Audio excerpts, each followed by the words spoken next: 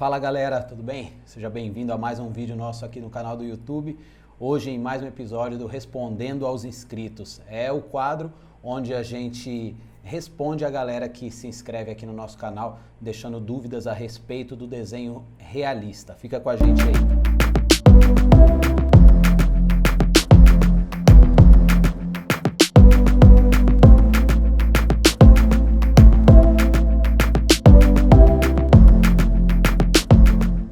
Antes de dar início ao vídeo, já quero pedir desde já que você deixe seu like, se inscreva no canal, ative as notificações e nos acompanhe pelas redes sociais. Esse lance de ativar as notificações, eu não sei se dá certo, se você realmente é avisado. De qualquer forma, por via das dúvidas, ative as notificações, esse sininho que tem aqui embaixo. Você ativando, cada vez que a gente sobe um vídeo novo aqui para o canal, você é avisado e aí você consegue assistir já ficando a par do assunto, ok? A dúvida que a gente vai responder hoje, a questão que a gente vai responder de um dos inscritos é do Gustavo Santos, que ele diz assim: Charles, faça um vídeo sobre o medo de perder um desenho, se devemos fazer o desenho no caso, experimentando algo mesmo que esteja muito bom, o desenho, sem medo de perdê-lo. Ou seja, eu estou fazendo um desenho, eu estou curtindo o resultado, mas eu acredito que eu posso melhorar e eu fico com medo de usar algum instrumento, né, alguma ferramenta, algum material que eu não estou acostumado e acabar perdendo o desenho. Certa vez, eu acredito que por volta aí de 99, 2000 mais ou menos, eu ouvi falar de um chinês que ficava desenhando na Avenida Paulista em São Paulo. O nome dele era Mei Zijian. Não sei se ele fica até hoje na Avenida Paulista, ali perto do MASP.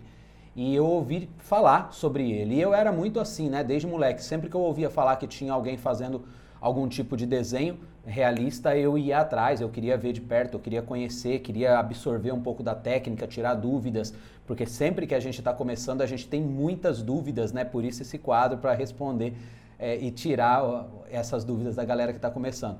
E peguei o ônibus, eu morava em Campinas na época, fui até São Paulo, para encontrar, ver de perto o trabalho do Mei Zijian e ver como era de fato. E realmente era fantástico, muito bom o trabalho dele. Só que não era com grafite, era com pó de carvão. Ele pegava o pozinho de carvão, já era próprio para isso, era um pozinho chinês, né, uma técnica chinesa, e que ele colocava aquele pozinho, era muito fino, tipo um talco. Ele colocava dentro de um recipiente, passava um pincel, e era tão fino, para você ter uma ideia, que a hora que ele passava o pincel subia uma fumacinha preta, assim, bem fina mesmo, um pozinho. E aí ele pegava aquele pó de carvão, tá? Não era pó de grafite, era pó de carvão. E aí com aquele pincel ele esfumava o desenho e ele fazia todo o efeito de sombreado. E ficava um contraste muito vivo, porque o preto do carvão, né, é diferente do grafite. E realmente era impressionante. Só que ele não ensinava, ele não compartilhava a técnica dele, nem nada. Só que o que me impressionou nesse dia, eu vou chegar aqui no assunto do Gustavo, o que me impressionou nesse dia foi que ele saiu para almoçar, e a hora que ele saiu para almoçar, uma criança de mais ou menos uns 10, 11 anos sentou na mesa dele, ali na prancheta, e continuou o desenho dele. E aí eu fiquei de cara, né? Eu falei, caramba, né? Se uma criança consegue fazer isso aí. Aí quando ele voltou, eu perguntei, né, sobre a técnica, se ele não ensinava porque ele ensinou o menino e tal. Ele falou, não, eu ensinei o menino porque ele é meu filho e é uma cultura chinesa que a gente transfere a experiência, né, o conhecimento de alguma técnica de pai para filho e assim os descendentes todos vão aprendendo o mesmo ofício, mas para fora a gente não ensina. Enfim, fiquei frustrado, não consegui aprender nada, só que eu comprei um pozinho daquele, ele vendia um tubinho. Fui para casa, cheguei, na época eu estava fazendo um desenho, eu falei, vou experimentar esse pó aqui no meu desenho. E o desenho já estava bom, que é o caso que o Gustavo diz aqui. O desenho já estava bom. Eu falei, bom, eu vou testar. Só que aí o que eu faço quando eu vou testar? Eu pego uma tira de papel, né? Deixa eu ver se eu tenho. Eu estava com uma tira de papel aqui agora há pouco. Bom, enfim, eu pego uma tira de papel e testo na tira de papel primeiro. Faço alguns testes ali com lápis, no caso com o pincel e o pó do carvão, e tal, experimentei e eu vi que não dava certo. Assim, primeiro que ele não mesclava com grafite. Se eu jogasse ali no meu desenho, eu iria acabar com o desenho, não iria dar certo. E segundo, que ele fazia muita sujeira e ficavam umas manchas meio indesejadas no desenho. Ou seja, eu precisaria aperfeiçoar a técnica para então eu utilizá-la no meu desenho.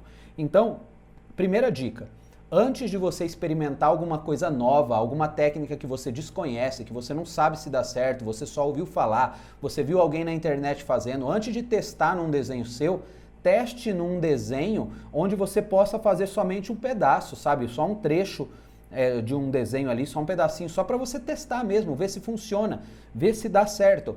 E aí você testando e dando um resultado bacana, você faz isso no seu desenho.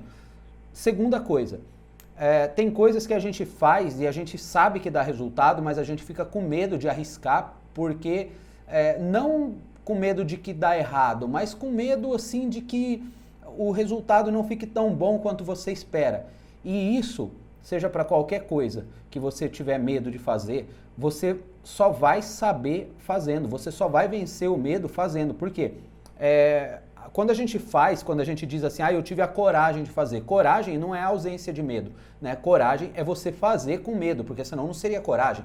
Como que eu vou dizer que eu tenho coragem se eu não tiver medo? Porque se eu faço algo sem ser assolado por um sentimento de receio, de medo, logo eu estou fazendo algo naturalmente. Agora, quando eu tive a coragem de fazer, é porque por trás daquela coragem havia um sentimento de medo e mesmo assim eu ousei fazer para alcançar então um resultado. E tudo é assim, qualquer técnica de desenho, qualquer coisa que você venha fazer. Então, no desenho, quando eu estou fazendo, eu testo, primeiro, eu testo no papel, segundo, mesmo eu não tendo total segurança de que aquilo vai dar certo ou não, mas eu preciso testar, eu preciso ousar, eu faço mesmo com medo, tá? Mas vale a pena também você saber o seguinte, depende em que grau, em que nível tá o seu desenho. Se ele estiver muito no começo, dá para você brincar um pouco, né? Dá para você testar algumas coisas. Agora, quando o desenho já tá boa parte feita, você não vai ali tentar fazer uma coisa que você tem dúvida e acabar perdendo um desenho que já está quase pronto,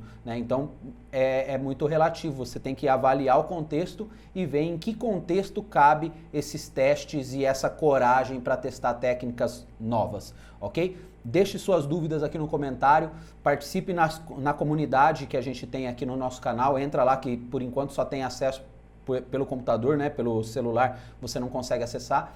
A aba comunidade, entra lá, sempre tem enquetes, deixe perguntas a respeito do desenho realista e de como, de repente, a sua relação como profissional no desenho realista, enfim, tem N perguntas aí que a gente busca informações legais para estar tratando desse assunto e enriquecendo o seu conhecimento nessa técnica da arte do desenho, ok? Vejo vocês aí no próximo vídeo, valeu e deixa o seu like aí pra gente, até mais!